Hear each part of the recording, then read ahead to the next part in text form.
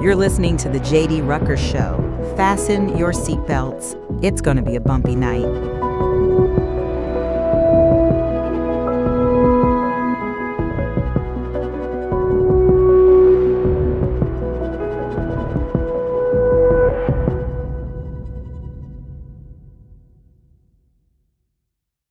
Happy Wednesday, everybody. I wish it was Tuesday. I actually had to miss my shows yesterday. I apologize, but I needed what they say in the business. I needed an admin day, something I learned from our producer. It's like, oh, okay, cool. He's like, yeah, we do 4 shows a week. I'm like, maybe I should consider that. But then yesterday was like just doom and gloom, sorrow in the Rucker household. And my wife's like, dude, go do a show. I'm like, I can't. It's an admin day. I'm doing paperwork and crap. But the admin day is over, and now I'm back with you all, my wonderful, amazing, and ultra intelligent audience here at Patriot TV. Welcome to the JD Rucker Show. We are super excited about things that are happening. Okay, there's some good stuff happening. I was on with Allison Steinberg over at Lindell TV yesterday, and it's funny because she was asking questions, and my initial answers to the questions were really sort of doom and gloom, right? It was like, oh, I don't know. We'll see if anybody's really going to get arrested. I don't believe it, but I'll admit, this whole Obamagate thing and the way that Obamagate, there we go. That's really what it is. This whole Russiagate thing that we just officially renamed as Obamagate. This whole Russiagate thing it should result in arrests. Okay, there should be investigations. Those lead to charges, which would lead to arrests, to prosecutions, and assuming the prosecutions go through, then we get jail time for the bad guys. But we've grown to learn over the years that, unless you're some low-level intern or deputy aide or whatever it is to the this, that, or the other, there's no real jail time for anybody, right? I mean, that's what we can expect. But what if this is different? I don't want to throw hopium at any of you all and say, oh, this is it. It's finally happening. Because we've said that for years, and it just never does. But I don't want to give up hope as easily on this one. It seems as if they've got him dead to rights. And now, that's not new. We've had other situations, Hillary, where the corruption should have been blatant, plain obvious. Again, investigations, charges, arrests, prosecutions, and jail time. But maybe this one's different. Who knows? I know one thing, that if this is different, if we are able to finally get some justice done, if we're able to finally arrest people and put them fully behind bars, such as Barack Obama, that it will be the equivalent of a civil war starting here in the United States. It's funny because for those of us on the right, when we're talking about, revolting, it really is, it's a revolution. I've always said, people talk, oh, there's going to be a civil war, the right's going to rise up. If we do, it would be a revolutionary war. Okay, it really would. It would be, we're fighting against government oppression in a way that is designed to separate us from that oppression. Whereas with the left, if they were to go full blown just anti-American, more so than they are now, I'm saying, call to arms and all that stuff, then it would be a civil war. It would not be a revolutionary war, because as much as they like to think of themselves as revolutionaries, all they are whiny little things. And as whiny little things, all they can do is throw tantrums. And of course, the arrest and prosecution and all of that stuff of Barack Obama would probably result in such thing. And hey, I'm here for it. Okay, I don't want it, to be clear. All right, I'm not saying we need civil war, we need revolutionary war. I'm not that guy. Okay, I pretty much want peace, and let's just get along, and let's exchange ideas, and let's debate in the public square, and let's see let's try this, try that. I guess I'm a constitutional republic purist. I like the idea of the United States of America, an idea that has never been fully realized, and unfortunately, for the last 100 years, we've been heading in the opposite direction. This beautiful beacon on a hill has been desecrated over and over again. And it's not just by the Democrats. It has been many times, and sometimes most egregiously, by the Republicans, by people that are allegedly on our side. That's why I'm so skeptical. But we do have two things going for us. We have President Donald J. Trump, and we have Tulsi Gabbard. And we might have others, okay? We might. And you might say, is that all you like? No, I mean, I like Tom Homan a great deal. I think Tom Homan's fantastic. I like RFK Jr. I like Pete Hegseth. I have reluctantly grown to appreciate Marco Rubio. Okay, there are people around President Trump that are exponentially better than he had in his first round. But when I say that we have Tulsi in our corner, along with President Trump, I'm talking specifically about this, about what we're seeing, about exposing the deep state, exposing the uniparty swamp, exposing the corruption that is coming down, in my humble opinion, from powers and principalities, or as maybe the more secular-minded might call the globalist elite cabal. I think that that's been the case for a long time. I was on a different interview, actually. Oh, no, it was the same one. It was with Alison Steinberg over at Lindell TV, and she asked, when did this corruption start? When did the FBI, because we're talking specifically about, in this case, the MLK files being released. And we've known about the FBI's involvement for a long time. We've known that they hated him. But now with the MLK files being dropped, we have a more robust picture of the other bad guys, the CIA, and their obsession with him. I knew they were involved, but I had no idea that they had gone that deep. And that explains, the Memphis police department's involvement and local politicians and everything. I mean, this was a very large operation just to make sure that they could, their hope was to have a quote-unquote flawless assassination, one that would not bring people out to the streets for very long. They needed to be able to quell whatever violence came from it, and unfortunately it worked, right? Anyway, so she asked, when did all this start? When did the FBI get corrupted? And when did the CIA get corrupted? And I revealed to her, I explained to her that, look, they were built for the sake of corruption. Okay, she had asked if it was, around the JFK days. I'm like, look, go to their origin. The evil that is currently running them, the evil that established them, it was always there. Okay, it was always there behind the scenes. And as it grew to power, it needed avenues through which to exert its will. We'll just call it the deep state. Old school deep state versus new deep state. There's not much difference. It's the same basic people, obviously ancestors of those people, if you want to go down that road, or successors, we'll say. But that the FBI itself and the CIA were both built, and as well as their predecessors, were built in a way that it was a smokescreen. It's like, oh, we need a national law enforcement agency that can cross state lines and do this, that, or the other. And that's what it was built for. And 99% of the people involved at the time, and I'd say it's fewer than that now, but at the time, the vast majority of people involved really thought, oh, okay, we were on a mission to stop kidnappers and to find the bad guys and blah, blah, blah.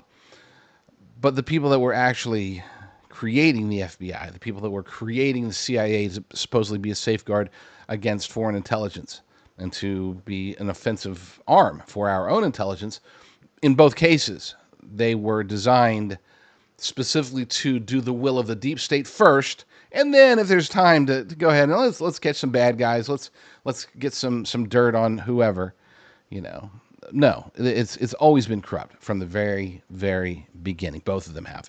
And so I wanted to make sure that she understood that. Point being is this, that there are reasons to be very hopeful. I'm still in skeptical phase when it comes to the whole Russiagate, Obamagate, whatever, Clinton Gate, somebody's gate. I'm still very skeptical that anything will come from that. But the right people are on it. And this represents a tremendous opportunity for Pam Bondi to go from the least liked member of the administration to somebody who would be legendary, who would be historic. I mean, Pam Bondi, after being ridiculed for months, even before the Epstein stuff, I was like, Pam, come on. Let's see. How many people has she arrested? And zero, right? I was upset with her before. And then the Epstein thing started. It's like, what are you doing? I called for her removal or her resignation. So going from that to possibly being heroic, Heroic in the eyes of conservatives, heroic in the eyes of, I would say, most Americans, and eventually heroic in the eyes of history. This would be the ultimate turnaround story for a politician, in this case a bureaucrat, a member of the White House, an administration member, cabinet member.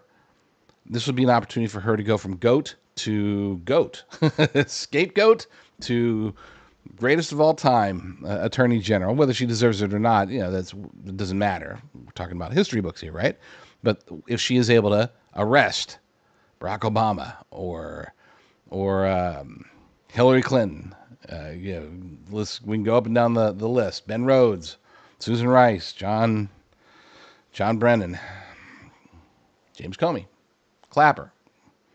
I mean, Power. We've got a bunch. Got a bunch of people that did a bunch of bad things. But as President Trump keeps pointing to, the ringleader of the gang, the string puller, as far as we know, was Barack Obama. And that is not just the ultimate prize from a quote-unquote revenge perspective. It also is the game changer from a future generations perspective. This would resonate for a very long time. The notion that Democrats generally like to highlight, especially when President Trump was being investigated by 73 different left-wing district attorneys across the country. No one is above the law. Nobody's above the law. No one's above the law, not even a president. Okay, well, prove it. We have a president, former president, who, it appears, we have very unambiguous evidence that he broke the law. So if he's not above the law, not saying, just saying. Now, the real question here, and this is something that not very many people are talking about, the real question here is whether or not he broke the law. If he did, we're still in the alleged phase, but if he did break the law, did he do it in the official capacity as President of the United States? And we could say, oh, but if it doesn't matter, it does matter. Okay? If he was performing an official presidential action when he was breaking the law, then he has immunity. And that's an extremely important immunity to maintain. As much as it would suck in this particular instance, if he was, and again, that's not to say did he do it when he was in office or when he was out of office. That's not necessarily the play here. If he's out of office, no immunity. If he's in office, then he would have immunity if what he was doing was part of his duty, his role as commander-in-chief, as president of the United States. But if what he was doing was outside of that role, then he's fair game, no immunity. The president is protected, and rightly so. Do I have time? Yeah, I'll explain that real quick. I'll explain why he's protected. But if he was performing his duty as president of the United States and did these actions that were illegal, then he's protected. If this is extra presidential, we'll call it, if all of this was just to hurt President Trump, there was no demonstrable reason to do so, and they can do that by demonstrating that he was aware, for example, that the dossier was fake and that everything was trumped up, pun intended.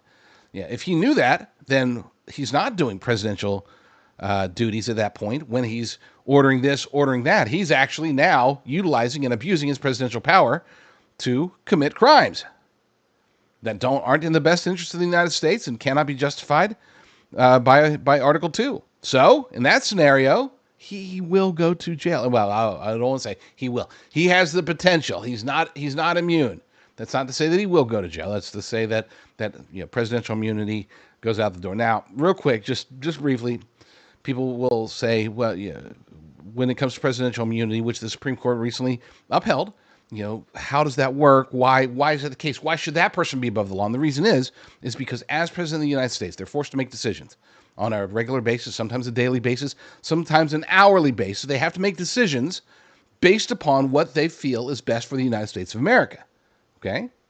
And they cannot have in the back of their mind, the front of their mind, or anywhere in their mind that if they're performing their duties as president, that they need to stop, hold off, don't do that yet. Let's run it by the lawyers first. Okay. Should we, the Russia's invading such and such, so should we, what do we do, Mr. President? Well, we should, call them and send a stark warning and blah, blah, blah, blah. Maybe we should even, send a aircraft carrier in that direction or whatever. A bad example, but you get the idea. Something where the president has to make a decision quickly. You don't want him to have to say, well, I don't want to go to jail for this later. So is this illegal? Before we take action, we better consult the attorneys and so let's hold off. I know the time is crucial, but let's sit on this for a few days and make sure that I'm not going to go to jail after I'm out of office. You don't want that in the back of the president's mind. You want them to know that if they are in good faith attempting to perform the duties of the president of the United States or as commander in chief, that they're not going to go to jail. That's it. That's the only reason you have this immunity. And it's important because if they did not have that immunity, then they would be completely neutered. And you might say, oh, well, a neutered president is good. No. We're talking not, it wouldn't slow them down from doing any of the quote unquote bad actions that they might perform. It would only slow them down from being able to perform important and timely actions. And we don't want that.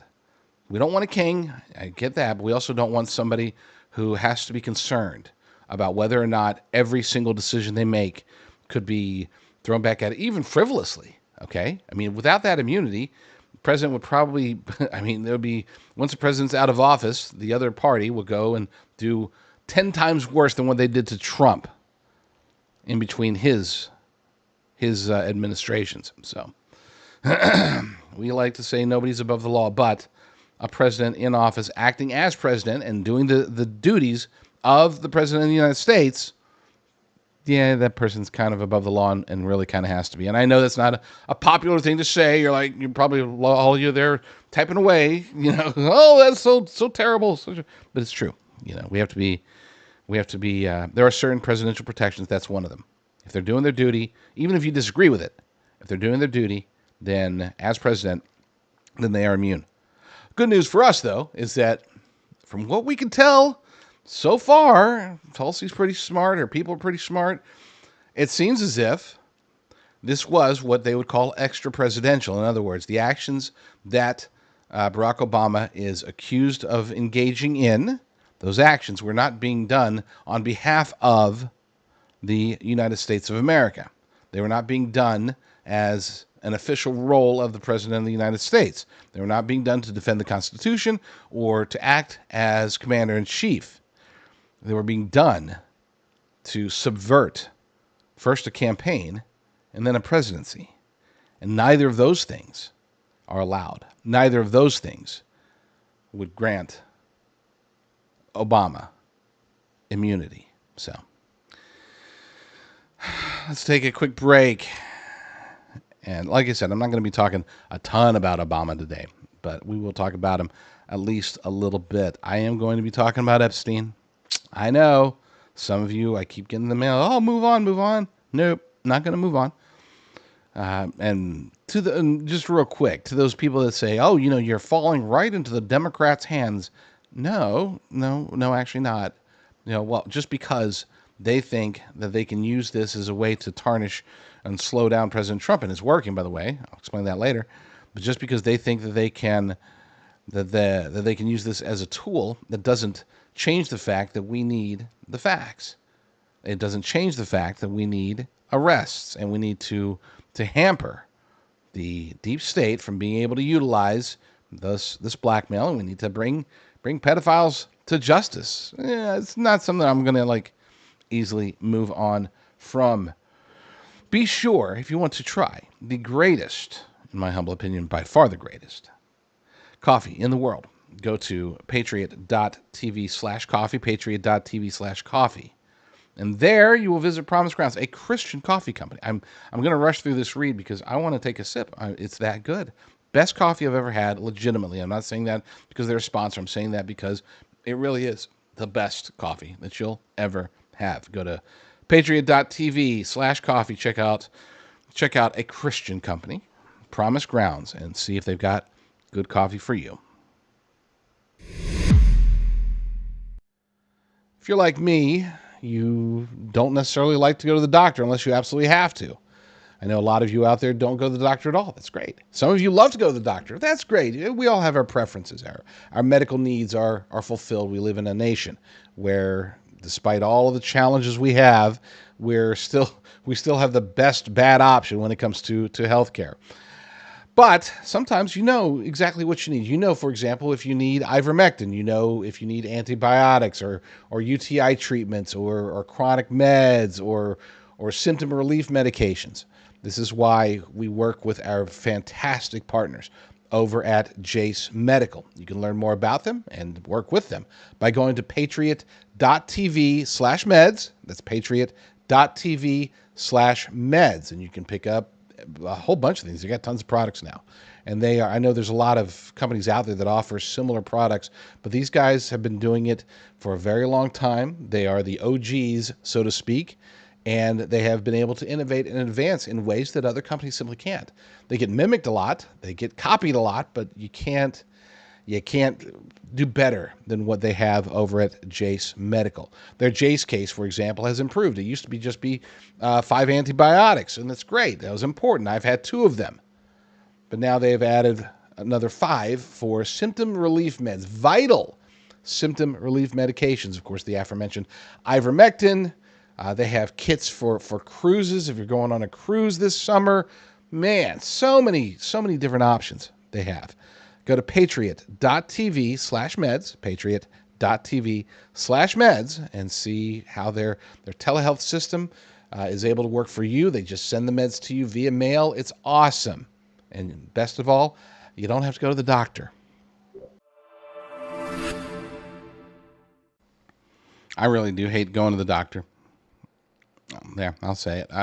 I know that's so cliche, right? So many middle-aged men don't like to go to the doctor. Oh, I don't, sticking their head in the sand. Yeah, there might be some truth to that, but it's not just that. I don't like hospitals. I don't like doctors' offices. I feel like they're cesspools of disease, but that's just me. Maybe I'm being overly paranoid. Let's get into some Epstein stuff. And there was a great article over at endoftheamericandream.com. We've got it cross-posted, of course, with permission over at patriot.tv. The great Michael Snyder wrote it up, and I want to get into it because it does highlight something.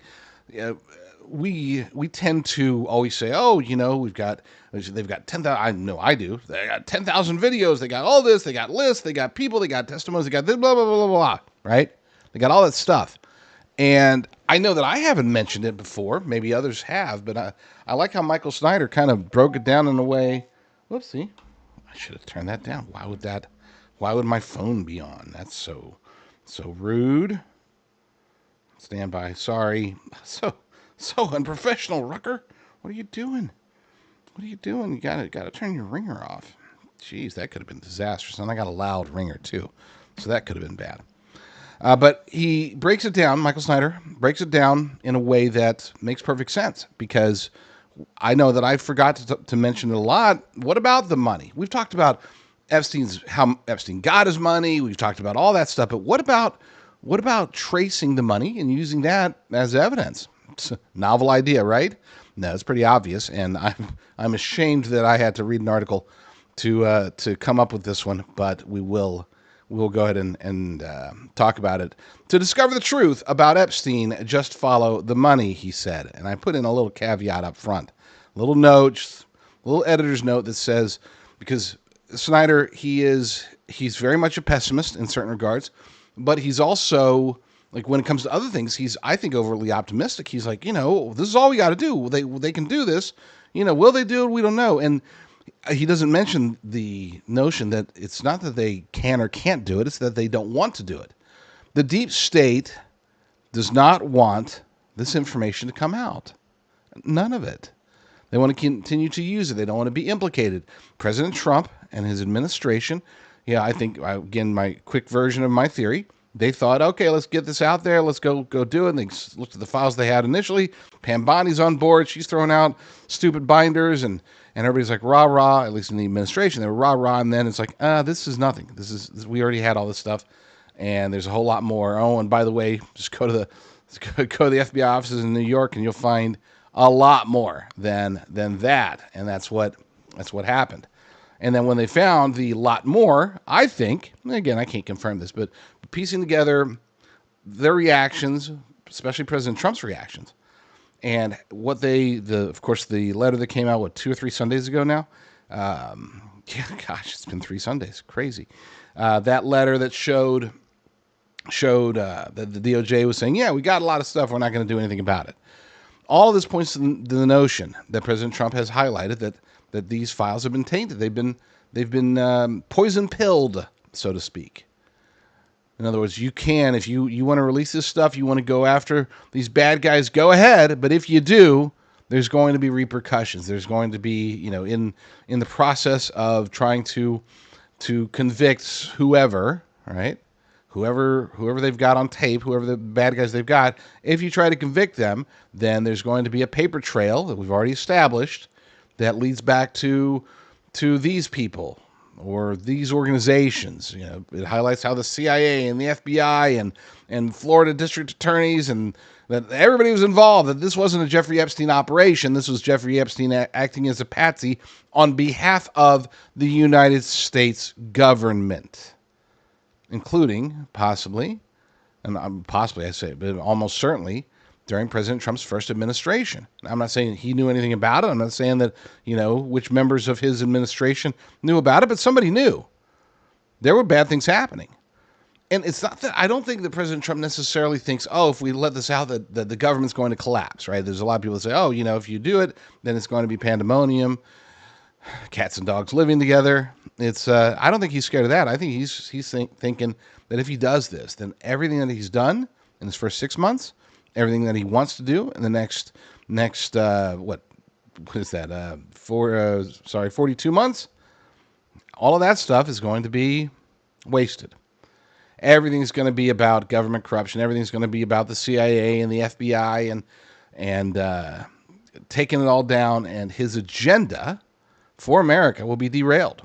I think that's what he's most concerned about. That's why he wants all this to go away. So, point being is that I put in this note before getting into the article by Michael Snyder as to why I don't expect them to follow the money, as he wants to say. So, let's get in the article. Why does everything that happens in Washington have to be so complicated? If our leaders want to discover the truth about Jeffrey Epstein, they should just follow the money. If you follow the money, that will lead you to the victims. If you talk to the victims, that will lead you to the perpetrators. It really is that simple. And he's not wrong. According to U.S. Senator Ron Wyden, a file on Epstein exists that details 4,725 wire transfers and almost $1.1 billion flowing through just one of his banks. And there's a quote from him on X. He said, "Big news from my investigators on Epstein's sex trafficking operation. The Trump administration has an Epstein file detailing 4,725 wire transfers and almost $1.1 billion flowing through just one of his banks, hundreds of millions more through others. Why can't we know what's in that file?" Wyden says that among the 4,725 transactions, that there are payments to women from Belarus, Russia, and Turkmenistan. Wow, that's pretty bombshell. And to be clear, just in case anybody doesn't know, he is a radical Democrat, longtime Democrat, and he's using this. It's not like, Ron Wyden's a good guy who's trying to get the truth out. No, Ron Wyden is a bad guy who's bluffing. Okay? The Democrats are bluffing. Let's be clear about that. They don't really actually want any of this stuff out.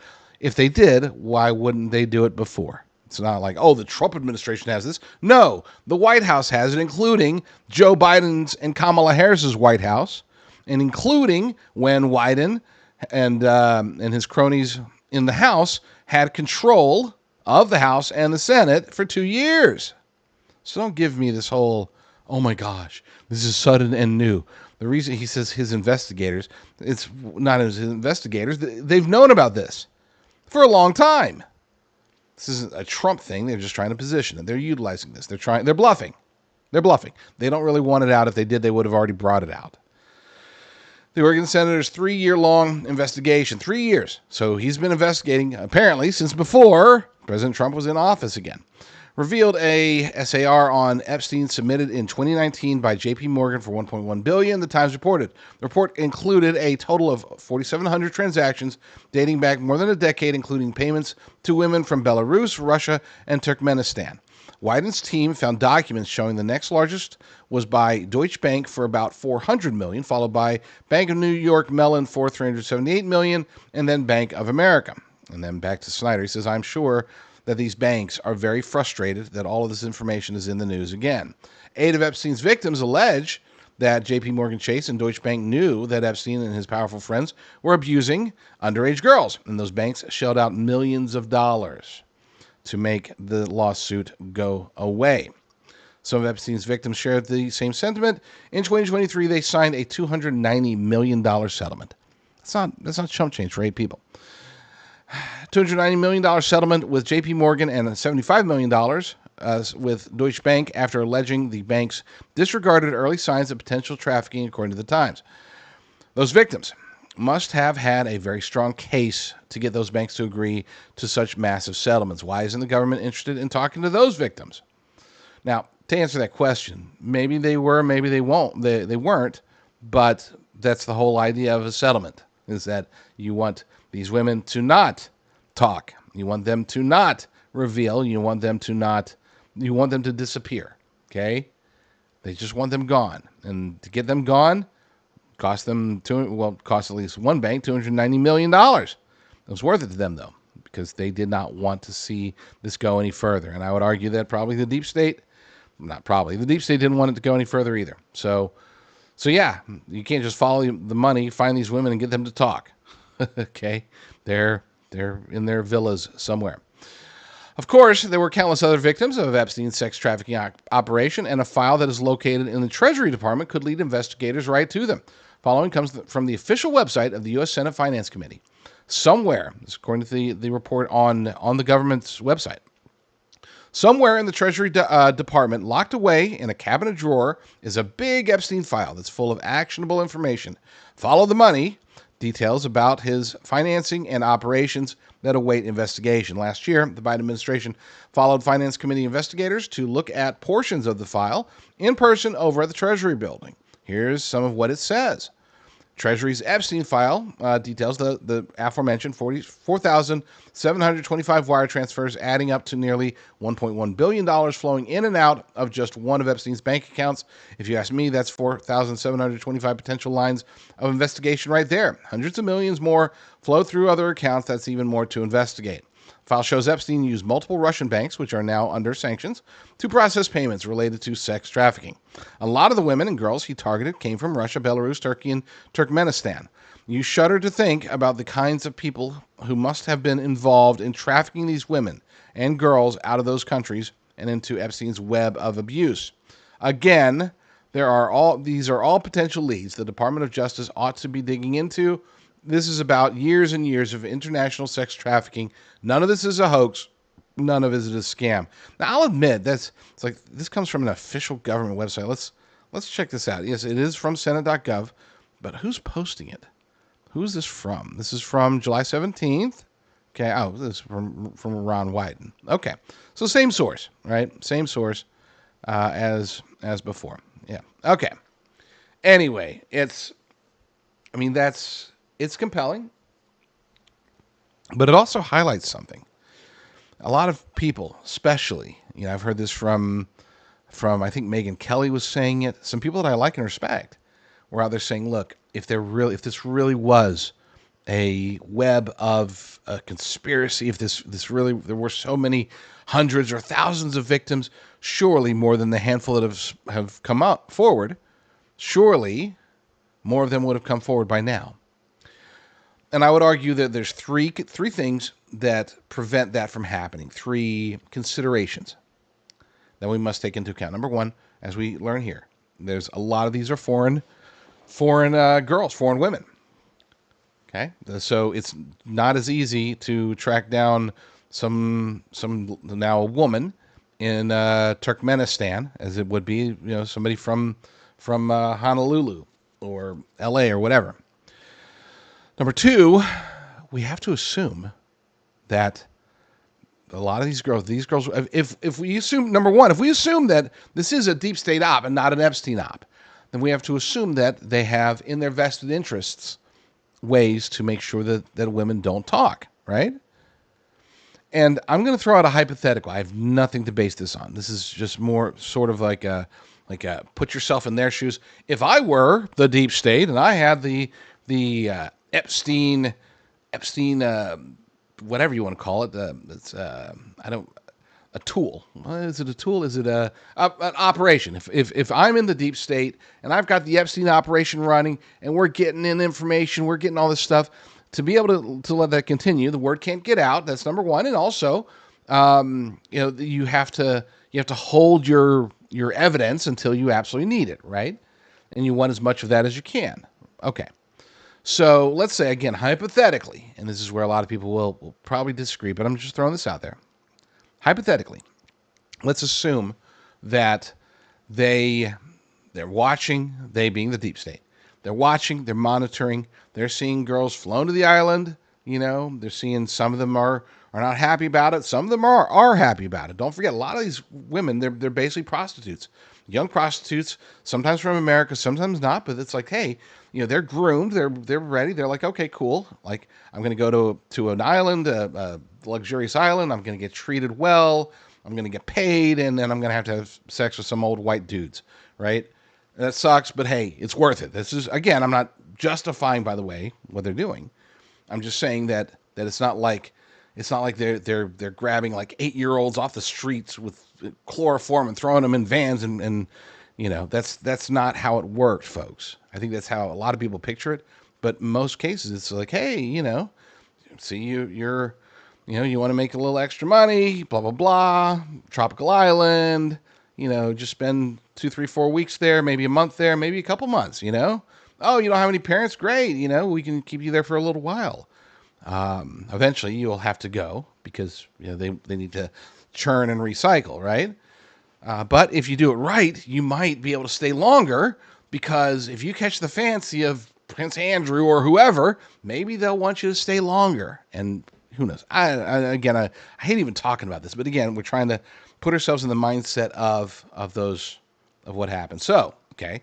So girl goes, we'll take hypothetical Russian girl A. Okay, great. Time's up. Got a check for you. Here's your money. Here's the person that's going to take you to the boat that's going to take you to or the helicopter or the boat or whatever. They're going to take you to the airport. We're going to fly you back, and great. Okay.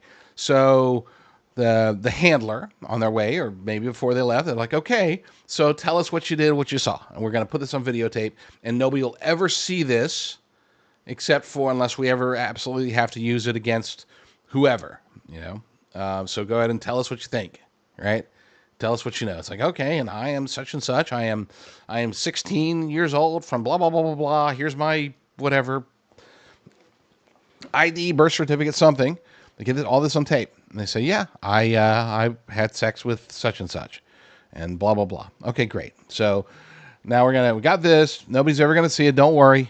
Thank you for helping the cause and whatever. I'm throwing this out there. I could be way off, but it seems as if in that scenario, and on their way back, maybe they get like, okay, here's some money, go live your life.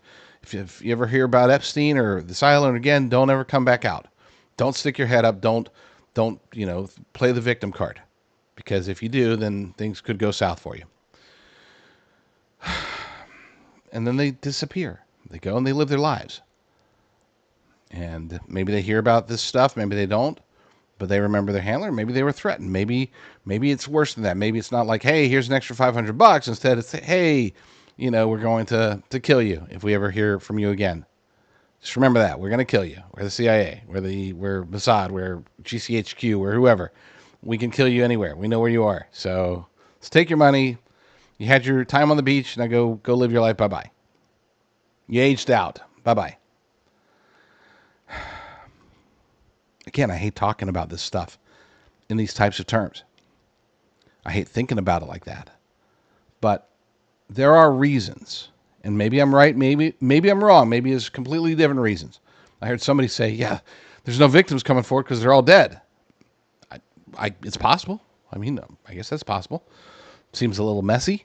Seems like, but messy, I'm saying, of course, I don't want to make, oh, they're dead. That's messy. What I'm saying is, doesn't seem to be apropos or even convenient for the deep state to go down that road. Easier to just buy them off and then scare them, or both or neither. You get the idea. Again, I'm sorry for fumbling. It's such an uncomfortable topic because it's not just that this could explain why we haven't heard from other people. It also sort of downplays it, downplays the quote unquote crime. I don't want to downplay the crime at all. I want these men, these monsters, to be gone. Pardon me. So I don't want to make it sound as if I'm blaming the victims at all, or that, hey, it wasn't so bad for them. That's not my intention here. But let's face it.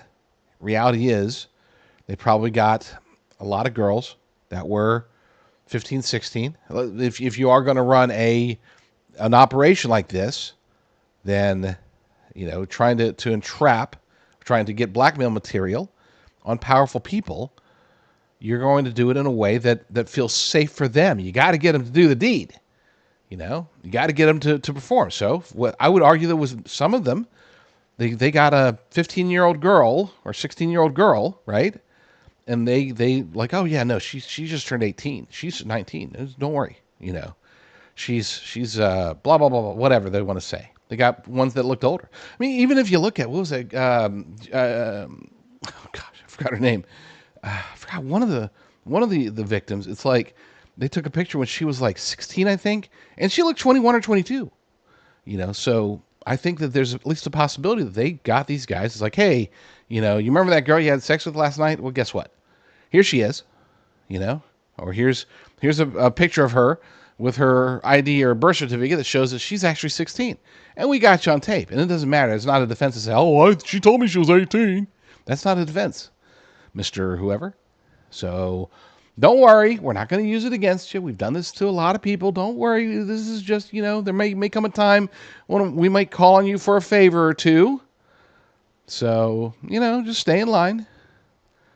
Again, I don't want to downplay the crimes here, but it seems as if the lack of victims coming forward. Now, I can understand for all the years prior, totally understand why that's the case, right? I mean, because that's, when there's a reason why these organizations, and I'm talking about even the most hideous of organizations, cartel style stuff, CCP style stuff, right? The gang style stuff where they get them.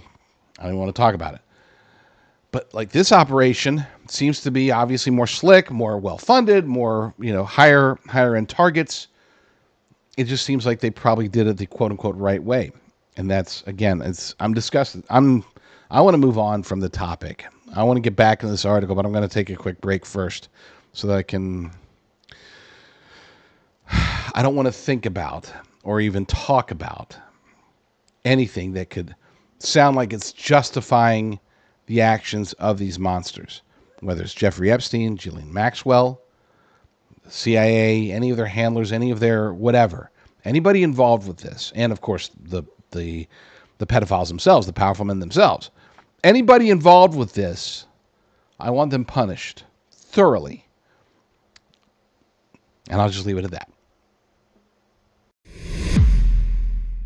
Food security really is a national security issue. It's undeniable. It's been that way since the dawn of humanity. Any nation that can feed its people is in better shape than a nation that cannot.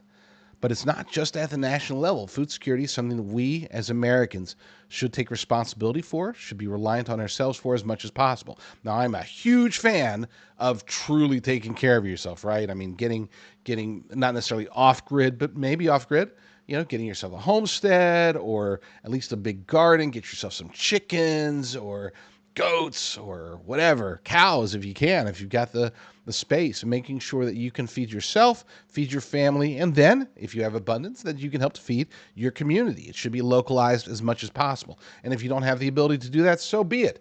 Work with your local farmers and local ranchers. These are things that we as Americans should be doing in preparation for whatever's to come. And here's the thing. Let's say nothing bad happens. Awesome. Praise God. It's still good to know your local ranchers, your local farmers, or to be growing your own food as much as possible. But for many of us, being able to secure that is just not as easy as going out and getting a homestead. It's one of the reasons that I work very closely with my very good friends over at Heaven's Harvest. They have done a fantastic job of putting together a true long-term storage food solution. That is, it's all American. They use heirloom seeds. They only use the good stuff. They produce the types of food buckets and food bags and heirloom seeds that Americans need. Go to patriot.tv/food, patriot.tv/food. Use promo code PATRIOT, and you'll get a very nice discount. And really, take advantage. Take advantage of this discount. Take advantage of this opportunity before it's too late. I'll admit it, I'm actually starting to regret just a little bit, talking about this story because it's emotional for me. I'm a father of daughters, okay? And on one hand, I desperately do not want to see these people put in jail. On the other hand, I understand. I don't agree, but I understand the perspective of let's move on. Okay, again, I wholeheartedly disagree. I think that we can walk and chew gum at the same time. The Trump administration is very capable. They've got great people. They don't have. It's not like there's going to be things that suffer as a result of their actions. Now, you could say that from a publicity perspective, yeah, I get it, and you want people focused on stuff, but they're going to find something that, especially legacy media and Democrats, they're going to find something to focus on other than anything that they can focus on other than Obamagate, Russiagate, whatever you want to call it. They want nobody talking about that and everybody talking about Epstein, right? Which is one of the reasons why I'm not completely 100% convinced that the whole 22-year-old birthday card with boobs on it, drawn allegedly by President Trump. I don't know for sure that wasn't planted. It could have been planted. It really could have been. Like it could have been intentional because, now if you search, go to Google, you search for Epstein Trump, a lot of the stories, used to be almost all of them for a few days, but they rebounded, got more discussion of this whole the real Epstein scenario. But for a while there, they actually had the Epstein-Trump connection being the birthday card. So who knows? Maybe it was a clever 4D chess play, but we'll see. We probably won't see. We'll never know. But let's get in the article again. I like I said, I kind of regret it, but we're in. And the funny part is I still got two other articles to go through, so we'll try to get them in before the end of this episode. But I want to go all the way through. Boom! And so as you recall, we read Ron Wyden's little Senate letter saying this is real and there's bad stuff happening. We got evidence and we can get it. And why isn't Trump releasing it? Blah blah blah. All right. So back to Michael Snyder's article. Boom! This is the key to the entire case. It sounds like the file alone could blow this entire scandal wide open. So let's see it, because the American people deserve the truth. I don't know about deserve, but we want the truth. American people also deserve to hear from Ghislaine Maxwell, and I think that the fact that government investigators will soon be talking to her is a promising sign. For those who didn't know, she is the DOJ, as of yesterday, was reaching out, talking to her attorneys, trying to see if they can meet. And I think I didn't follow up on this story, but I think maybe they have agreed to quote unquote meet. We also know that there will be a subpoena, a House subpoena, to have Ghislaine Maxwell testify. So we'll see what comes from all of that. And I would say, before I get back into that, let me say this. I'm usually skeptical. It's very easy to fall under the umbrella of, hey, if she really had anything, she would have already let it out, because why would she want to spend 20 years in jail? And I would argue that maybe the alternative there was to spend, if she wants to come out with information, if she wants to name names and all this other stuff, that, okay, sure, you can do that, but you won't be able to do that, and you won't be in jail either. I could picture that threat being made, that if she wants to continue to live, even if it's in jail, then she needs to keep her mouth shut. And if that is the case, then if she really does have a lot more information, and there's no reason for us to believe that she doesn't, if that information could come out, through the Department of Justice or through Congress or through whatever means, then obviously they would have to thoroughly protect her. And it's possible that she was never offered any of that. Not possible. It's almost certain, by the way. I said possible. It's almost certain that she was never offered those options under the Biden administration. So we don't know what's happening behind the scenes. We don't know if perhaps Ghislaine Maxwell was scared of that Trump was going to be more of the same, or she didn't understand, or her attorneys didn't want to do things, or they thought that maybe the deep state was too powerful. They could find her, kill her, no matter what. But hopefully, again, we're getting into hypotheticals and speculation here because that's all we've got. Hopefully, the Department of Justice is able to convince her, yeah, we can make you disappear. And then she goes before, we'll get you full protection, blah, blah, blah. We'll make sure that you're not assassinated on the way to testify before Congress, blah, blah, blah. We'll figure something out. And we know that there's people that are going to try to kill you or whatever. Again, hypothetical, but we want the truth, and we want you to expose the truth in ways that only you can. First, you got to tell us what that truth is. Then we'll get you out there and in Congress, and then we'll hide you in a hole on some island that's not an Epstein island, and you'll be fine. You'll not be free, but at least you'll be protected. At least you'll be living more freely than you are today in jail. Maybe that's the deal, Cotton. Again, maybe I'm smoking hopium here. Maybe there's nothing there. Maybe she's not going to tell him anything. Maybe there is nothing. I don't know.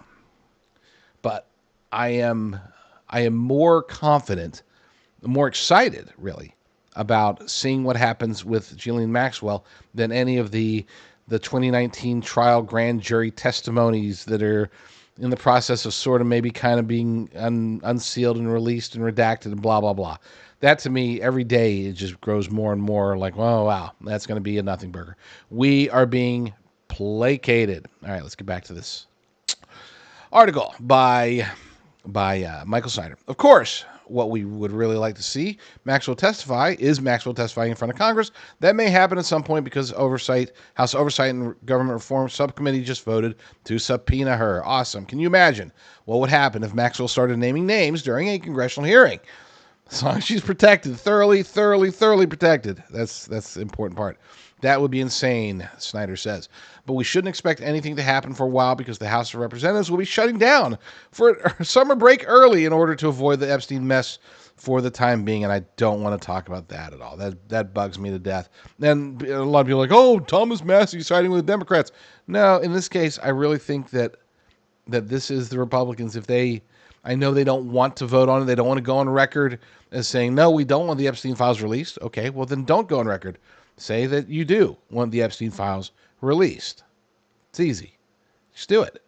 Be like, oh, but President Trump will be mad by that. Okay, well, deal with the consequences. Don't go run off and hide in recess and demonstrate further, because the American people aren't going to like this at all. Okay, I'm not talking about you or me. I'm talking about the normies. They're not going to be like, oh no, it's totally awesome for them to go take a month-long vacation right in the middle of all this stuff to not give us any answers that we're asking for or anything like that. Yeah, I mean, this just highlights the fact that Capitol Hill is corrupt. It is a country club. And no, you can't say, oh, they work so hard. Oh, I want to slap people when especially if it's the members of Congress themselves. We work so hard. It's just like, it feels like getting lectured by Hollywood about oppression. It's like, stop, just know your place. Back to Snyder. I thought that Speaker of the House, Mike Johnson, wanted full transparency on Epstein. What changed? If members of Congress try to block the release of information related to this case, that is just going to make voters angry. I disagree. I don't think that will it make Americans angry today? You betcha. Will it make voters angry before the 2026 election? No. They're going to forget about it. It's going to be spun. Something else is going to happen. Some Epstein files are going to be dropped. Like, they're not. People say, oh, this is. If you really want to chap my khakis as a political commentator, here's all you got to say is that, say a year before the election, say this is going to hurt during the midterms. No, it's 2025 still.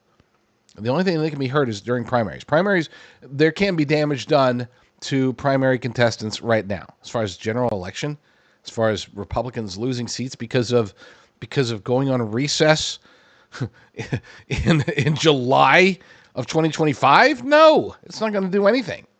Nobody's going to be talking about this. And even if they did, anybody that's hearing them isn't going to care because that's how the news cycle works. There's not an accumulation of bad anymore. There really isn't. There are the end results at the moment of voting, or we'll say a month or two before, maybe 3 even. Okay, then some things can stick, but otherwise nothing sticks. Okay? Nothing sticks. So don't tell me that this is an election issue. It's not. It's not going to be popping back up, and the American people aren't going to remember. They're going to look in their pocketbooks. They're going to look at all those things. And then maybe they might make a decision and think back, and maybe it's stuck in the back of their mind. Oh, you know what? They did, Republicans did go in recess last year and hide that Epstein file stuff. But the only way that would come up, by the way, during election time is if something else pops up later. They can reinforce that. Let's say the Epstein files get released in part, and there's something in there that goes after members of Congress.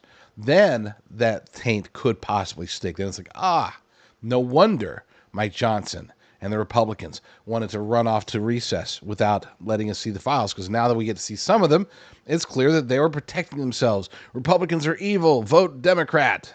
Okay, in that scenario, yeah, I could see it happening. But keep in mind, again, I still think it's all a bluff on the Democrats' part.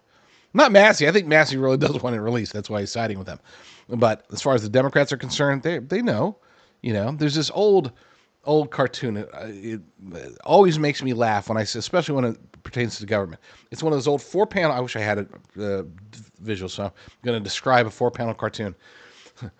Enthralling television. So imagine a 4-panel cartoon, and in panel 1, okay, you got a little itty bitty dog on a leash, and the owner's holding him back on the leash, and he's barking at this big dog who's just sitting there, also on a leash, sitting there staring at him. Not angry, just like indifferent, because it's like a tiny little Chihuahua versus like a Rottweiler, right? And the little Chihuahua's in there, bark, pulling against the rope. It's like, I'm gonna get you, you know. And then fast forward to the next panel, and the owner of the Chihuahua accidentally drops the leash. And the Chihuahua looks down and sees that he's no longer hampered. So he picks up the leash, hands it back to the owner. The owner is holding it, and then he goes right back at trying to get to the big dog. That's what our Congress is. That's what Democrats are doing now. And I say Congress because Republicans do the exact same thing.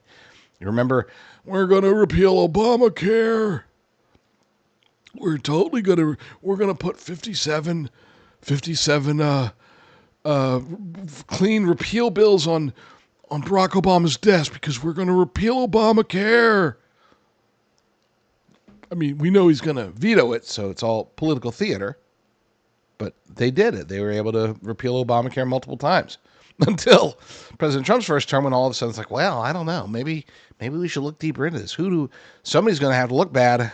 Who's retiring soon? John McCain, come here. You got to tank this. You know, we can't all be exposed as not really wanting to repeal Obamacare, so you got to fall on your sword. And hey, you know, you're not going to be here for long anyway. So yeah, Democrats don't really care about Epstein. They care about the politics surrounding Epstein. They wanted to stick to President Trump, especially now that Obamagate, Russiagate is really heating up. I will continue to talk about Epstein as information comes up, but there are bigger fish to fry. I'm not abandoning it, but I'm not going to talk about it ceaselessly every day. The story was important, and I wanted to talk about it to you now. But I do understand and appreciate that we can walk and chew gum at the same time, that I can continue my quest to get more information, as much of it as possible, out, and for actual consequences to be laid out for the victims and for against the deep state. I want that to happen. But I'm not going to fixate on it. I'm not going to be like, oh, Epstein is everything. I see a lot of people going down that road as well. Most are covering it up. Some are fixating. So we'll see. Lord willing, I'll be back very soon with another episode. But in the meantime, y'all stay strong, stay safe, and God bless.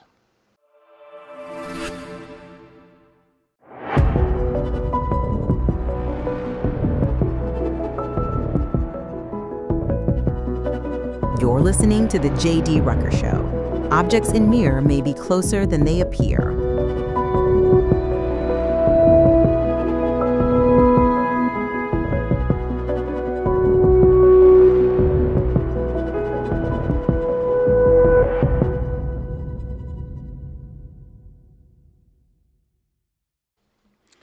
On the show this morning, I had noted that I was starting to feel a lot more confident than usual, but a little bit more confident, close to almost being hopeful that we might actually see something good come out of the various drops that Tulsi Gabbard and others, but mostly Tulsi Gabbard, is making regarding Barack Obama. I don't want to fall for the same old con that we get every time. It's like, oh, this is it. This time Hillary Clinton's really going to get arrested. No, for reals this time.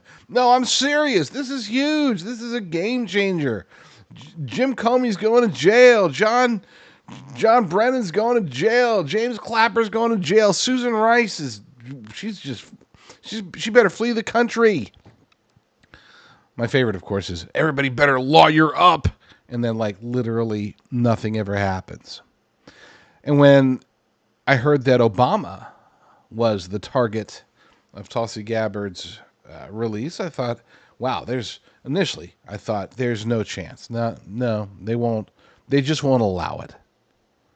And I would say, at least initially, I thought, I'll bet you even President Trump's gonna pull back and say, there's some bad stuff here. We're exposing it.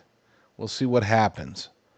No, he's going full. He's like, we need Pam Bondi to go after Barack Hussein Obama and take him down. He's out for blood, and rightly so. I mean, let's face it. He's been persecuted probably more than any politician in American history. Okay? I mean, it's not even close. I say probably, it's not even close. Well, we got another drop from Tulsi this morning. This is why I'm glad that I expressed hope, because I would have had to reverse myself if I was Eeyore and said, oh, bother, nothing's going to come from this. Again, I'm not going to sit here and say, arrests are imminent. But it's fun to be hopeful that justice can be served. And perhaps more importantly, we'll say close to equal, is that hopefully all of this will demonstrate to the American people that this kind of stuff happens, and hopefully that will lead to it no longer happening, at least not as much. I don't think we could ever get rid of all the corruption, especially as it pertains to elections or money or both.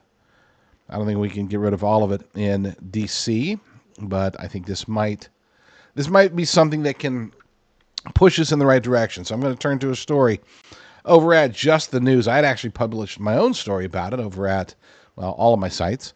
But this one is comprehensive. So we're going to go through this. This comes from my good friend John Solomon and his fellow journalist Jerry Dunleavy.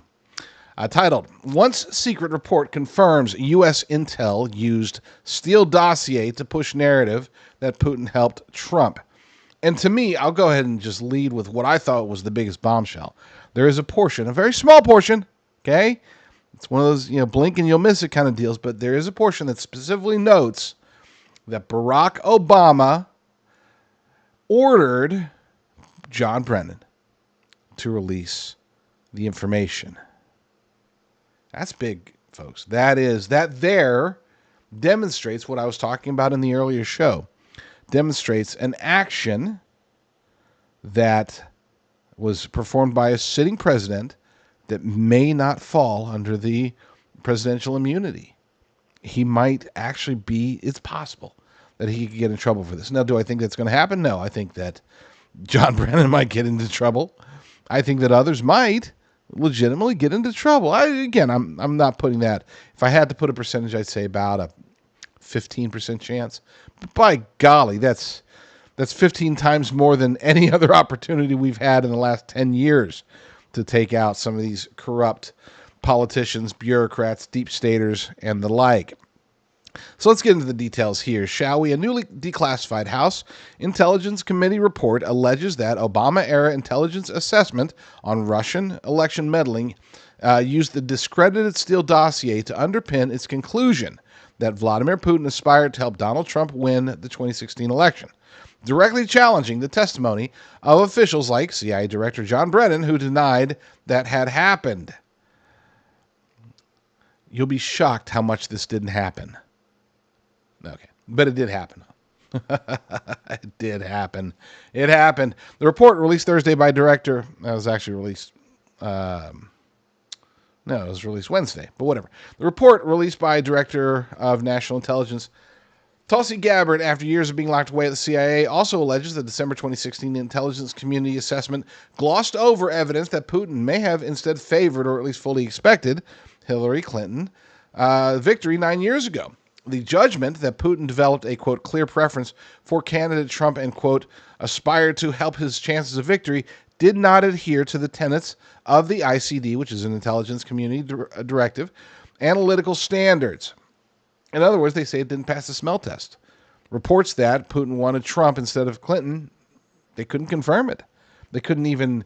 when I say confirm, it's not like in a court of law confirmed. It's not, beyond a shadow of a doubt or beyond a reasonable doubt. No, they couldn't, it's like, I don't know.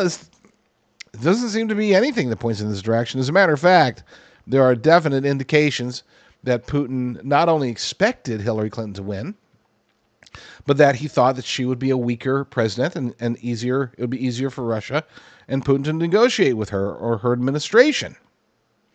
So there's that.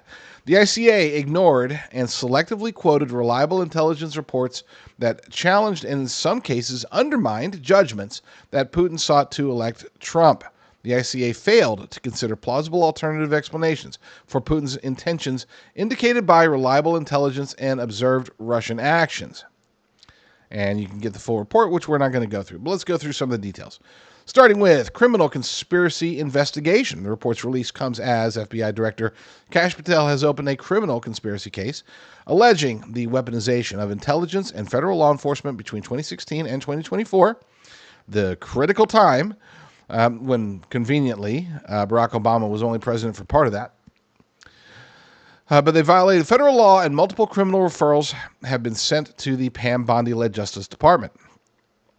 Gosh, I hate saying those words, but I'm hopeful. As I noted in the earlier episode, I am hopeful that this is Pam Bondi's opportunity to totally redeem herself after the debacle start of the first 4 months of her position as Attorney General. Brennan and other collaborators in the ICA have steadfastly denied wrongdoing and suggested any criminal probe now would be politically motivated. The oversight, investigation, and referral cover sheet for the 44-page report is dated September 2020 and transmitted to the CIA with a report written years ago by the GOP-led committee chaired at the time by then-Rep. Devin Nunes. The report's classified findings on the 2016 ICA had been closely held by the CIA for many years, with CIA Director John Ratcliffe handing the report back over to the committee earlier this month. Representative Rick Crawford from Arkansas, a Republican, the current chairman of the House Intelligence Committee, sent Trump a letter earlier this month telling him that the report by the committee exposed the truth about the politically driven Obama-era assessment. Crawford urged Trump to read the classified report and argued in his letter that public interest declassification is merited. Praise God for that. The declassified House report affirmed many of the conclusions of the ICA, but strongly faulted the high-confidence assessment by the FBI and the CIA that Putin was trying to help Trump win, calling it a deviation of spy tradecraft. In other words, there are very few absolutes when it comes to the intelligence community. They assess things based upon the known data, and then they try to extrapolate more data. They try to fill in the gaps with theories and suppositions. They try to get witness, but It's an evil game. And evil's probably the wrong word. It's an ugly game. Okay? I mean, the intelligence community is made up, and across the board, not just here in the United States, but across the world, the intelligence community is made up of professional liars whose intention is to extract as much information as possible while delivering as little information as possible. They're trying to hold their cards close to the vest while peeking everybody else's cards. That's the name of the game. And it requires lies, it requires subterfuge, it requires smoke screens, and sometimes it requires very evil things. And this is where we get into the true evil stuff: murders, assassinations, bribing, helping a billionaire financier rapist and his lady friend to collect blackmail information on world leaders, stuff like that. Okay, that's the evil stuff. But most of it is just a matter of, we got intel, we got human intel, we got spy satellite intel, we got this, we hacked into emails, we got text messages, we got whatever. They put all that together and they make their reports, and then they find the gaps and they try to fill them. Well, this particular Russian dossier push back in 2016 and then early weeks of 2017, it was designed, it was deemed by many, most apparently, who looked at it as fatally flawed. It's like, it just doesn't pass the intelligence community smell test. That's what most of them thought. But people like Brennan, people like Comey, people like Susan Rice, and yes, people like Barack Obama, they didn't just want, this wasn't like vengeful. They needed distraction. They needed cover. They needed a smokescreen. They needed to take President Trump and misdirect him. They needed to distract him, keep him focused in one direction while they're going out the back door. They needed something big. They needed to subvert his presidency as much as possible, because they did not want him digging into things. They did not want him focusing on trying to undo the vast amounts of damage that the Obama administration had done in the previous 8 years. And they had the perfect opportunity. They saw it. They realized, yeah, it's probably fake, or maybe they knew for certain that it was all fake. That's possible. They thought, this is fake, but let's drop it anyway. Let's get it out there anyway. Why? Because it'll do its job.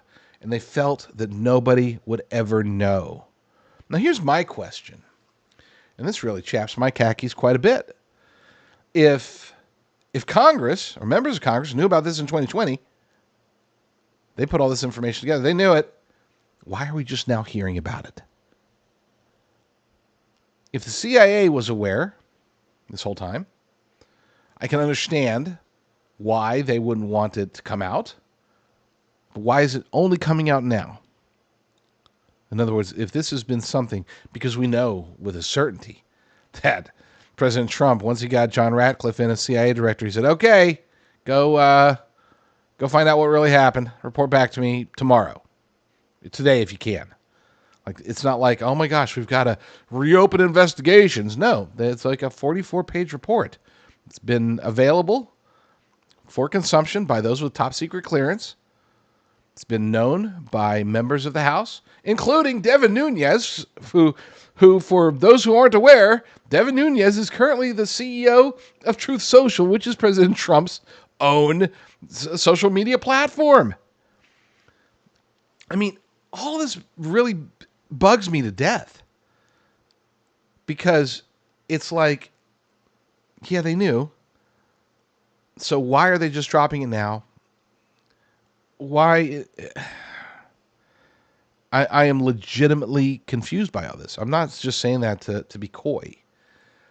It doesn't make any sense to me, because if you put it all together, it certainly seems like, just saying, it certainly seems like President Trump knew about all this at the latest in 2020, probably before then. And I know I know what your answer is. It's like, well, but as long as it was top secret, there was nothing he could do about it. Okay. Well, I'll accept that. I don't need to. No need to gripe. No need to take a good thing and turn it bad. Let's go with that. Let's go with, what? This was the earliest available opportunity. He got the right person on it, Tulsi Gabbard. She got it done. Is continuing to get it done. Barack Obama is being made to look like a fool, and I hope that's not all. I hope that there's a lot worse that comes out of this for him than just, he looks like he was caught in a lie, because that'll be forgotten. Oh, wait. It's already forgotten. Why? Because legacy media is not going to report on it, and your average normie friend, whether they're Republican or Democrat, they're probably not going to hear about this at all. It wasn't even on the front page of Fox News. I mean, it was like a 2-hour-old story. This should have been like the big story. Let me see. Hold on. I got to find out. What was on the front page of Fox News at the time? Brian Koberger comes face-to-face with parents of slain Idaho students. Okay, fine. It's Judgment Day. He's getting sentenced. Okay, Idaho murderer.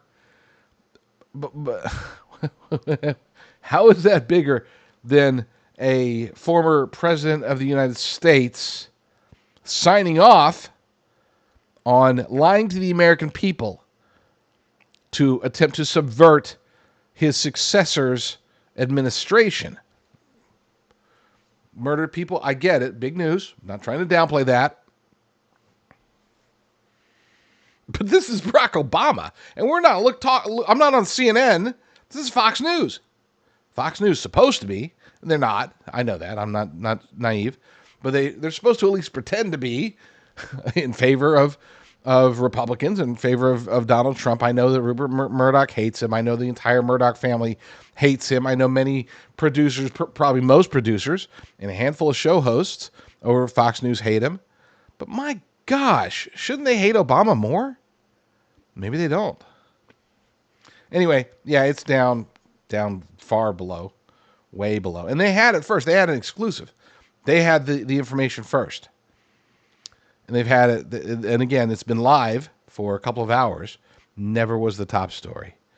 They had Brian Koberger. They had something about, they had the Japan tariff agreement, which is, again, big, but that's yesterday's news. This morning they broke something from Tulsi Gabbard that goes after Barack Obama, John Brennan, the whole evil cabal, and they put that down below the fold. Do better, Fox News. Do better. You guys are really screwing it up. I say Fox News. I'm talking about Wall Street Journal. The only semi-good one there I like a lot. I like a good amount. I'd say their top 30 source for me would be New York Post. And I know they're not like super ultra conservative, but they do seem at least to be relatively truthful most of the time. And Miranda Devine, who I've interviewed, one of my favorite journalists out there in the world. So I need to get her back on the show. Speaking of journalists, the spin now, it's been happening since yesterday. It's happening again today. Everybody in legacy media, they're all saying, oh, you know what? We never said that the election was hacked. We specifically said that there were attempts to influence the election by Russia that seemed to favor Donald Trump. And, we weren't very dogmatic about it and blah, blah, blah, blah, blah. No. They were saying, they were using the word hacked to imply that it was stolen. Okay? I want you to watch this clip and replace the word hacked. The election was, when they say the election was hacked, replace that with stolen, because that's what they were saying. They just couldn't actually come out and say that exact word. So they used the word hacked because that was legally allowed, and they used it a lot. Russia hacking the election to elect Trump is the end of our democracy. Votes were definitely affected. Russia hacked the election to tilt it to Mr. Trump. The Russians definitively hacked the election. Russia did hack the election. No doubt. The Russians hacked the election. Yes. Russia hacked the election. Fact, Russia hacked the election. President-elect Donald Trump still not sounding convinced that Russia hacked the election. The president does not want to come to terms with the fact that the Russians hacked the election. President Trump says he still wonders if the Russians hacked the election. If you can get him to accept that Russia hacked the election, see if you can get him to accept who won the Civil War. If he admits it, it casts a shadow on his victory over Hillary Clinton. Russia hacked the election. Russia hacked the election. Russia hacked the election. Russia hacked the election. Let's be clear, Russia hacked the election. Definitively, Russia hacked the election, and Russia is doing it again now. Election-related cyber hacking. Cyber hacking of U.S. elections. Cyber hacking of the election. Russia was cyber hacking the election. Russia was cyber hacking the election. The CIA,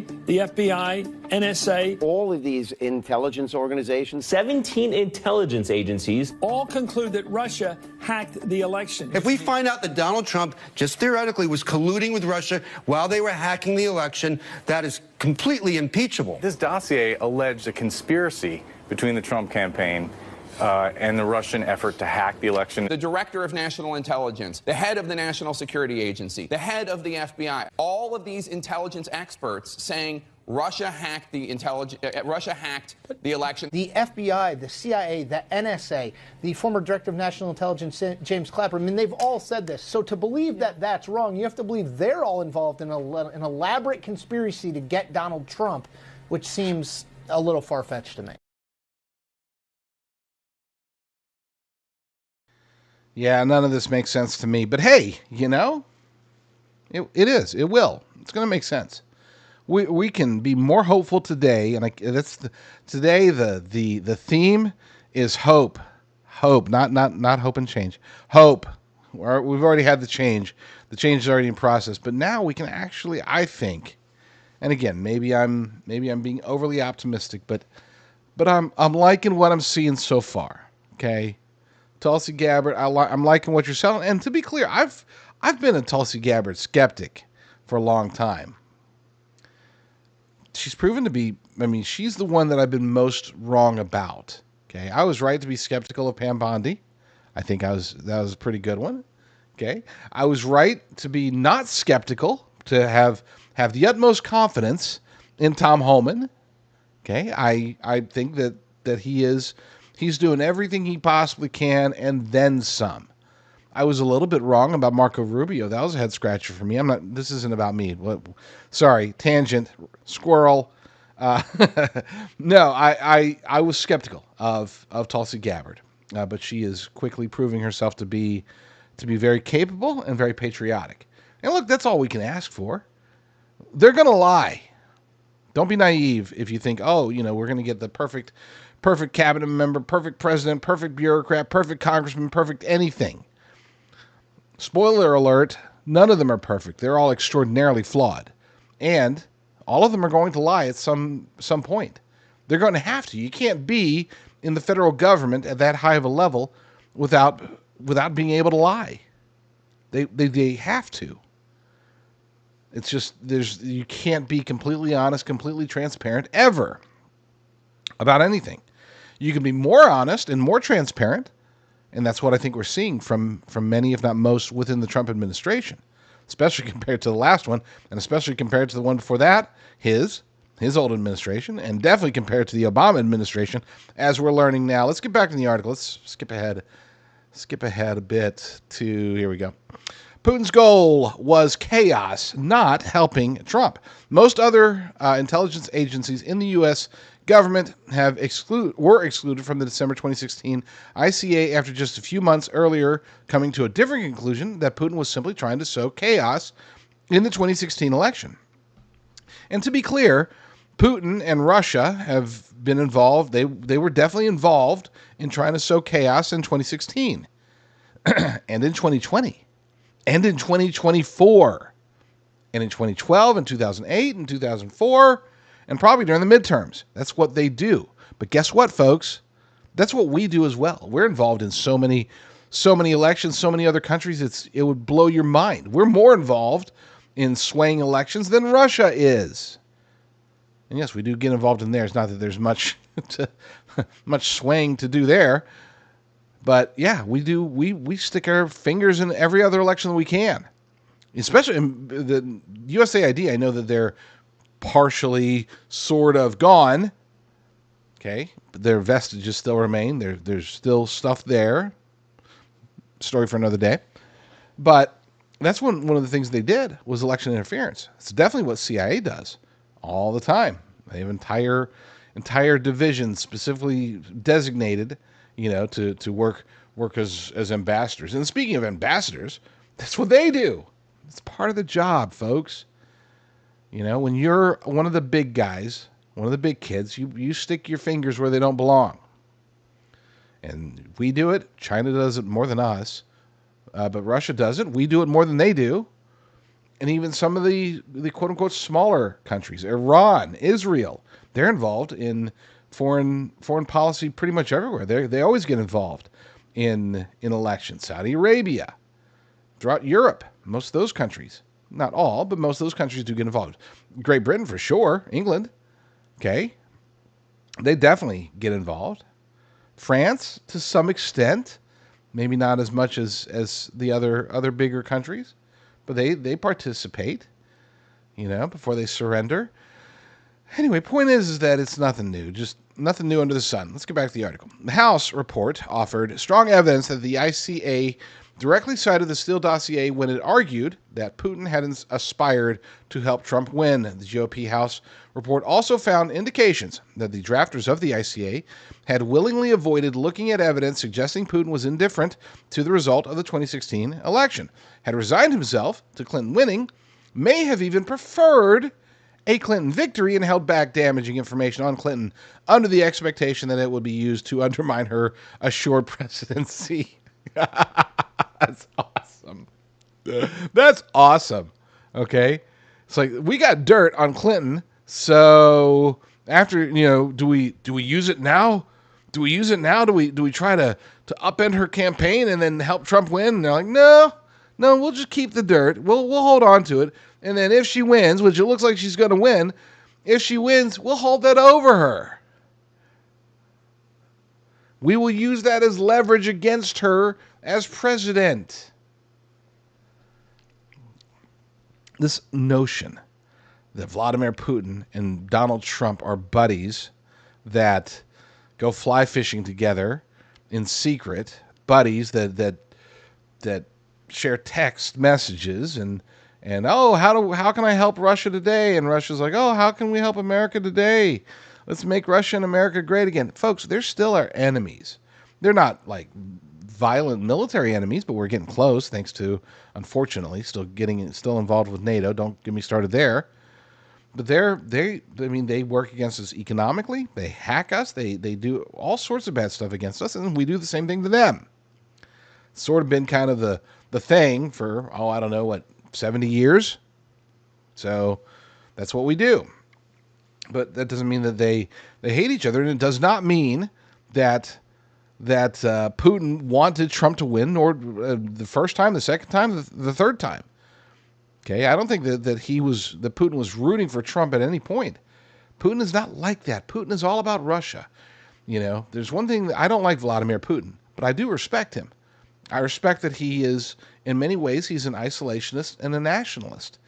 He likes the status quo a whole lot, and that does make him, in many ways, a lot stronger. Not because he's a stronger person necessarily, but because his position is stronger. He's able to get a lot more done in Russia, and I would say that he's been able to do a lot to fight the globalist elite cabal, to fight the deep state. Okay, and then there's other things that he's done that's helped the deep state, unfortunately, and the globalist elite cabal. But I would say pound for pound, he's against the globalists, not because he's trying to help us, but because he's trying to help Russia. He's a nationalist. That's what he does.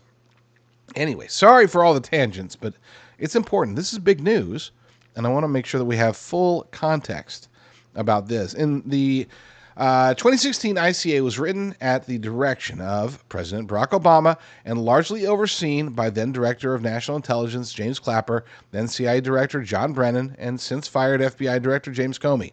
It was finished in December of 2016, after the election, with a publicly declassified version released in early January of 2017, and a more extensive classified version declassified and released last week. So here's the thing. And we have to look at this. We can't ignore it. He was doing this, he being Barack Obama, he was doing this while in office. They released it in January 2017 while in office. Now, on one hand, that does grant him a certain level of presidential immunity, but only if it can be demonstrated that what he was doing was part of his official role as President of the United States and Commander-in-Chief. It has to fall within the constitutional boundaries laid out in Article 2 and expanded upon through the law.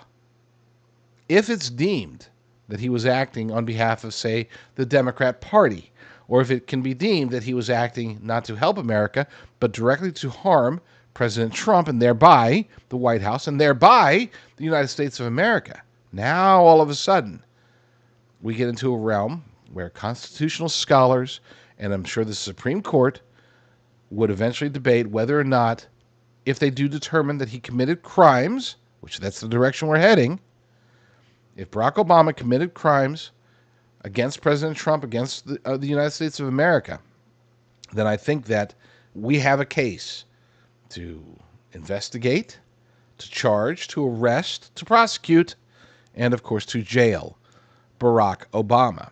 President Trump seems to think so. He's talking very boldly about it. Tulsi Gabbard seems to think so.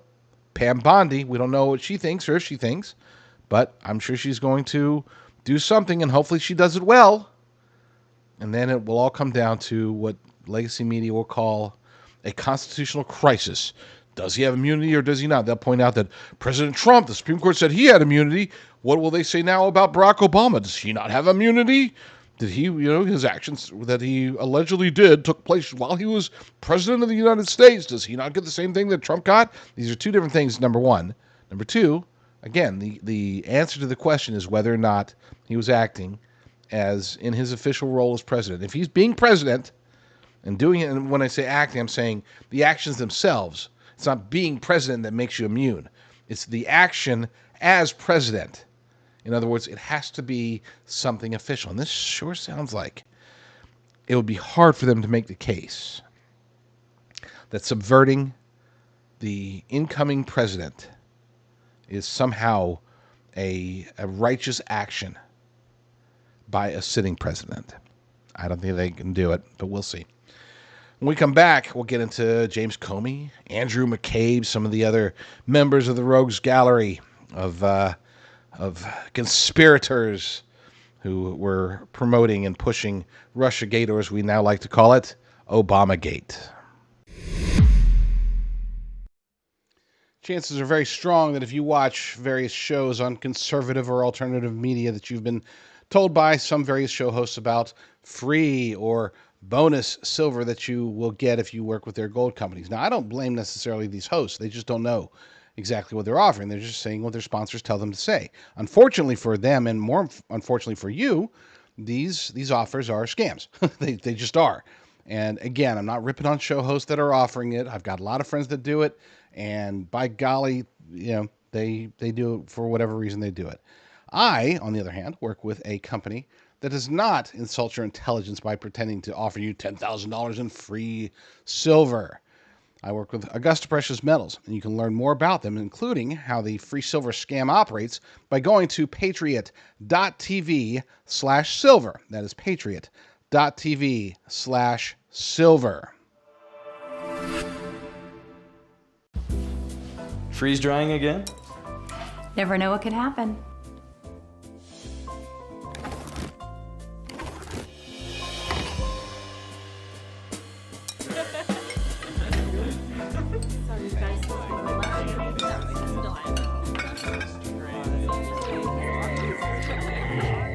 Whatever the future may bring, dinner can be certain. Visit patriot.tv/harvest today.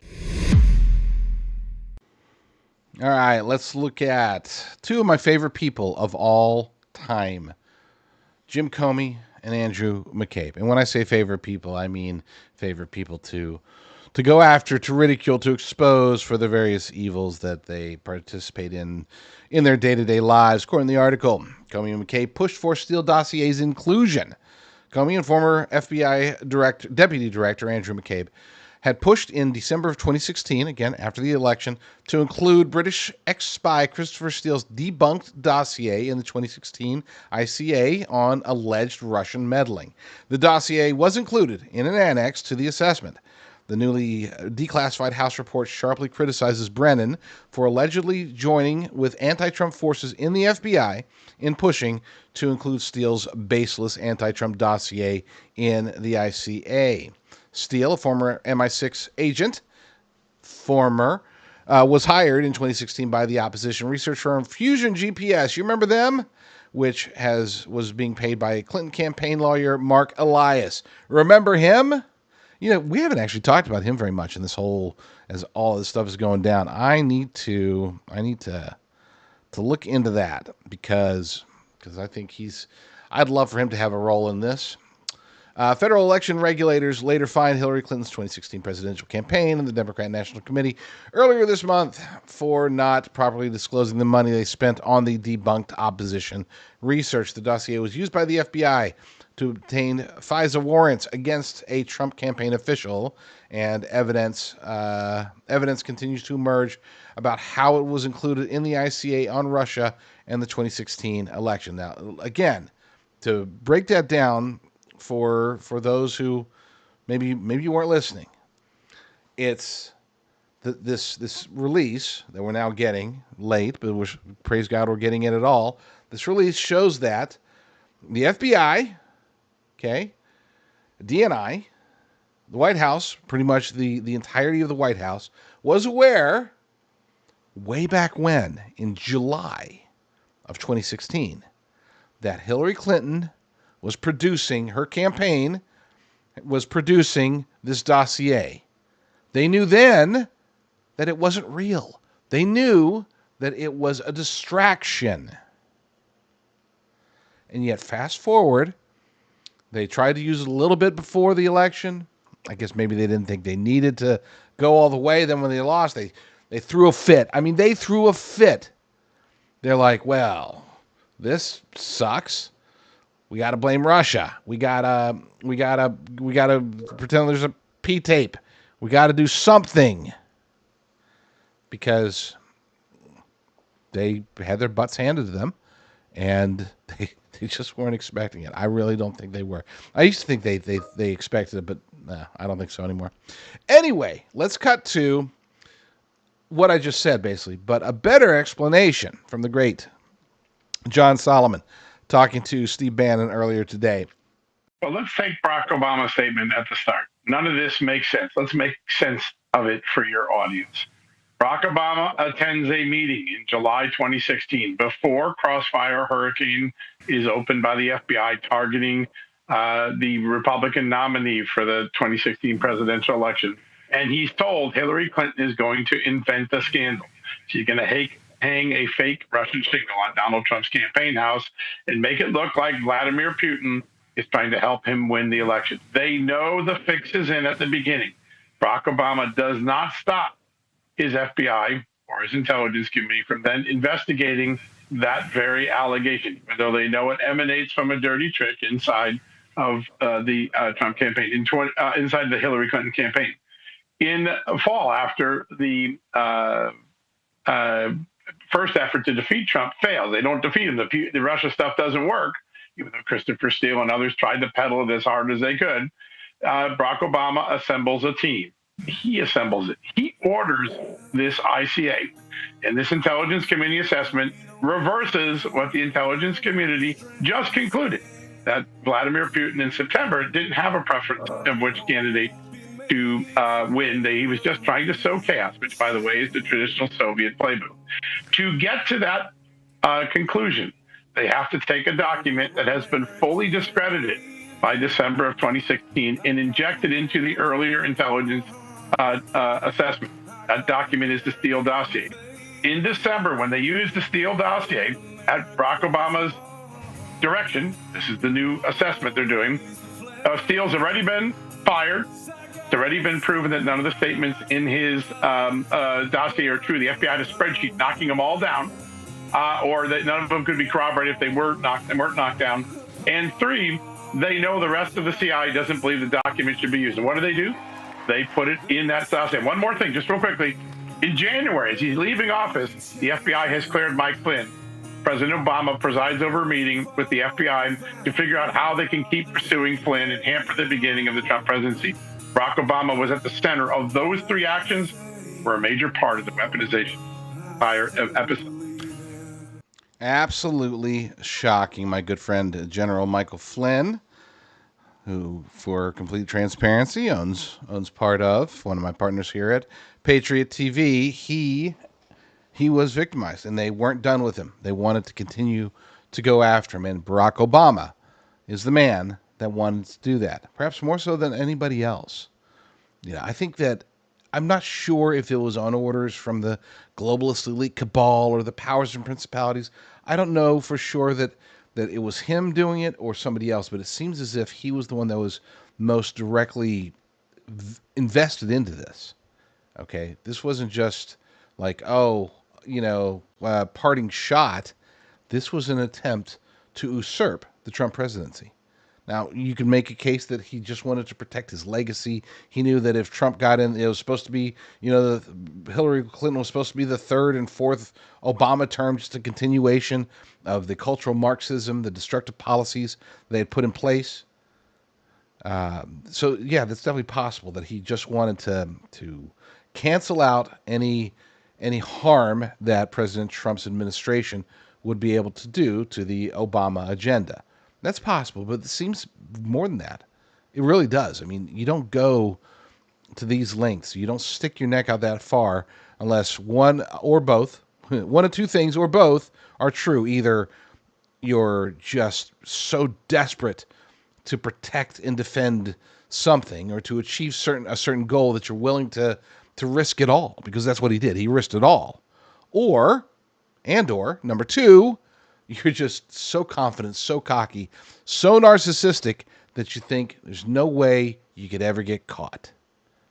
And it's if I had to guess or bet, I'd say it's a combination of the two. But it could be either or. You need one of those two things and possibly both in order to be willing to again, just, I mean, folks, I can't stress enough. This information that's coming out, it appears to be, and I'm not a constitutional scholar by any means, I'm not an attorney, I'm not a prosecutor, but this seems actionable. This seems like the kind of stuff that it's clear as day. We've got the documents, we've got the proof, we've got everything that happened afterwards. And it's not like these actions can be, kind of swept under the rug or not noticed. These were talked about by every major news station in America for months. It's there. It's out in the open. And Barack Obama was behind it. This wasn't just, James Clapper's going rogue, okay? This isn't James Comey working a side op. This isn't Susan Rice, keeping Obama free and clear, giving him plausible deniability. No, he said, do it. He said, go after him. They said, it's probably lies. He said, I don't care. We've got to stop Trump. We didn't stop him from getting elected. You guys suck. You couldn't stop him from getting elected. So fine. Now, Barack Obama's got to swoop in and try to save the day, save his legacy, save the agenda of the globalist elite cabal, continue the path towards the destruction of the United States of America. I'm not speaking in hyperbole right now. This is what's at stake, and the evidence is mounting. And again, if you missed the beginning, or if maybe you're new to the show, first off, welcome. Second, you know that I'm not that guy that comes out and says, this is it. We're finally going to get him. I'm skeptical every time. Okay? You got mountains of evidence? Okay, I'll believe it when there's arrests. Oh, you're definitely going to put Hillary behind bars this time? I'll believe it when I see it. Otherwise, I don't believe it. I never think that any of these crooks, these criminals, these hideous human beings, if you can call them that, I never think that they're going to face justice, because they never do. They never do. Well, maybe this time they will. Maybe this is that 1 in a billion opportunity where we actually have the right people in place, the right things happening, and it really comes down to one thing. If God wants Barack Obama and his merry band of crooks, if he wants them punished, then they will be, and there's no way they can hide. And if he doesn't want them punished, we're not getting into a discussion about about predestination or lack of free will. I'm just saying that this is, we will know if it's supposed to happen based upon whether it happens or not. It's not a cop-out statement. We don't know the plan. He does. So I personally am very hopeful that plan includes investigations, charges, arrests, prosecutions, and jail time for Obama and Brennan and Comey and Susan Rice and Ben Rhodes. Oh, that'd be a good one. That'd be fun. Maybe Mark Elias, definitely Hillary Clinton. Susan Rice, Samantha Power. Gosh, there's some great people that should be arrested. I'd love to see that. And for the first time in, I'd say at least, I don't know, probably since the early days of President Trump's first term, for the first time I'm thinking, yeah, it might actually happen. Director of National Intelligence. Oh, where's Tulsi? She's like hotter than everybody. She's the hottest one in the room right now because she found out with certainty. I think we knew it before, in all fairness, Tulsi, but now you have certainty. She has all the documents. She has everything that you need. And she found out that Barack Hussein Obama led a group of people and they cheated in the elections, and they cheated without question. It's not even a question. Would you say there's even a little question there, Tulsi? She says no. And you found things that nobody thought we'd ever find. And I'm very happy and very honored to have you with us. She's right now, by far, Speaker, she's hotter than you right now, Speaker. She's the hottest person in the room right now, Speaker. So, Tulsi, great job. And I know you have a lot more coming. She told me you've seen nothing yet. So I heard those rumors about you, but now I know they're true. So we're very proud of you, Tulsi. They cheated so badly, and ultimately it led to a loss in 2020, and it shouldn't have been a loss. It was a big victory. We won by a lot. We had to do it again. But if I thought we lost, I would never have run again. And this is a far more consequential election than it would have been if we did. That's the only thing I can say in favor of it. But I've always said that it is God's plan that we're witnessing unfolding around us. And I point to the 2020 election as a perfect example, the perfect example, by the way, at least from a political perspective, the perfect example of how he knows best and we don't. Okay, flashback, I was getting banned everywhere on Spotify and places back in late 2020, early 2021, when I was saying it was stolen.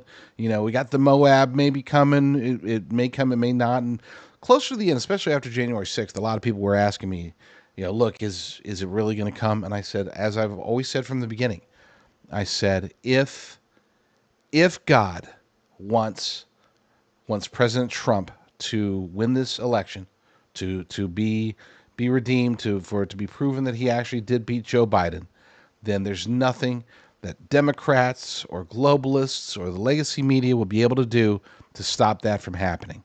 The Moab of some form will come, and it will reverse this. It'll correct our current situation.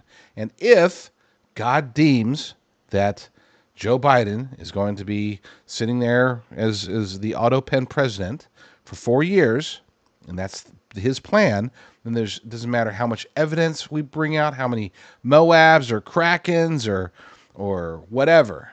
There's nothing that we will be able to do to change that. And we can pray about it, but we should always pray for his will to be done, right? That's what we're supposed to do. Well, his will was done. And Joe Biden was installed as President of the United States of America on January 20th, 2021. And as a result, we were just beside ourselves. I think that if we had a magic wand, right? Any one of us, any one of you, any Trump supporter out there at that time, not today, I'm saying at that time, back in late 2020, early 2021, after the election, after it appeared to many of us, maybe most of us, that the election had been stolen, if we had our wish, we would have said, yes, bring all the bad guys to justice, bring the truth out to light, make everybody aware that President Trump actually won, and then have him as president for the next 4 years. That's what we would have wanted. And we would have been like, yes, this is fantastic. This is great. This is awesome. This is amazing. I would have wanted that. And I'm certain that if you're honest with yourself, that you would have wanted that too back then. But now let's see. Where are we today? Did the world fall apart under Joe Biden? Came awfully darn close. Did we lose a lot as a result of open borders, horrible financial policies, terrible foreign relations, the rampant wokeness that infected our government, infected our schools, infected everything? Yeah, we had a hard 4 years. It sucked. But we didn't crumble. We didn't die. We kept fighting. We kept doing what, and most of us did. Some crumbled. But most of us stayed the course. We made it through. And then this magical election, this miraculous election, bullets missing by a centimeter. Truth coming out. Joe Biden, apparently, allegedly, according to Hunter Biden, on Ambien during the debate. Kamala Harris just fumbling through everything, unable to form a cohesive thought on air, and probably far worse when she was not on air. Everything seemed to come together, and we had this mandated presidency. All 7 battleground states, swing states won. Popular vote won. People starting to ask questions. Wait a second. So Barack Obama, he got like 60-something million, and Hillary got 60-something million, and then allegedly Joe Biden got 81 million, and then Kamala got 60-something million. People are starting to, whether they're willing to admit it or not, even on the left, they're starting to acknowledge and realize, oh yeah, okay, crap. Yeah, somebody cheated. You don't just, for Joe Biden to outperform every Democrat ever by over 10 million votes? Come on. Don't be stupid.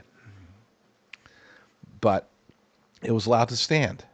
And again, we wouldn't have wanted that in the beginning, but now that we made it through it, now that we're here in President Trump's second term, I think most of us, maybe all of us, can agree that God's plan is far better than ours. We need him today more than we needed him in 2021 and 22 and 23 and 24. And perhaps more importantly, guess what would happen had he won? Well, Mike Pence would have been vice president, not J.D. Vance. William Barr, we can rip on Pam Bondi all day, but she ain't as bad as William Barr. I think she's just incompetent. I think William Barr is full-blown deep state shill. Christopher Wray would have been the FBI director throughout. No cash, nothing like that. Okay, chief of staff at the time, Mark Meadows, he would have been fine. But we got Susie Wiles now instead. If you compare the end of the first Trump administration and the cabinet that he had then, and compare it to now, it's night and day. And that was the improved version. I mean, the one he started with, my gosh, might as well have had Mitt Romney and Susan Collins put that list together. They probably did. Through Reince Priebus, but that's another discussion for probably never. Point is that we upgraded. God knew what would happen. God knew the timing. God knew that we need President Trump in the White House from January 2025 until January, I was about to say January 2033, but we'll just assume that it's gonna, he'll He'll leave, do his second term at the end, and leave January 2029, and hopefully it'll be J.D. Vance or Don Jr. or whoever will take his place.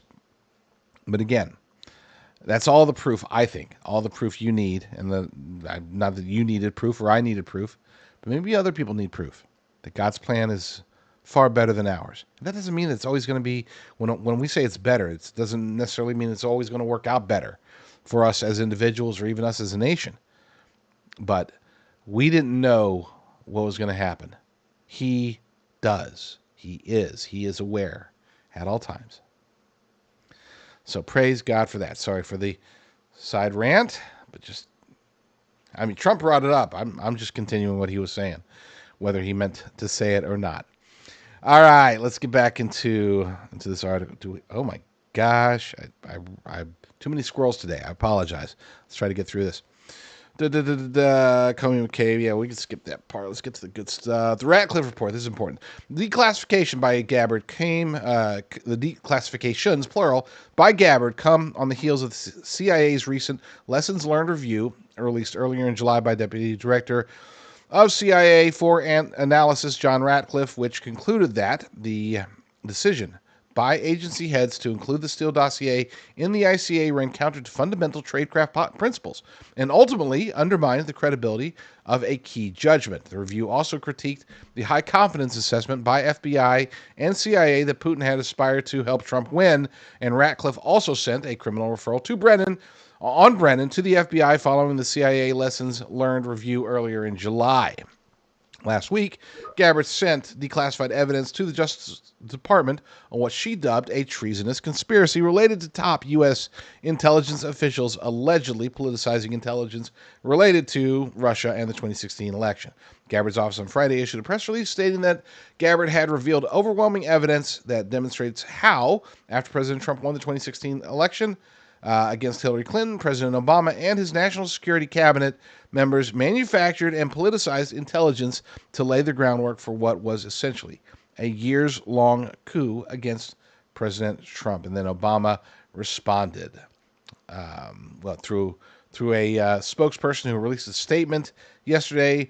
Out of respect for the office of the presidency, our office does not normally dignify the constant nonsense and misinformation flowing out of this White House with a response, but these claims are outrageous enough to merit one. These bizarre allegations are ridiculous and a weak attempt at distraction. Nothing on the document issued last week undercuts the widely accepted conclusion that Russia worked to influence the 2016 presidential election but did not successfully manipulate any votes.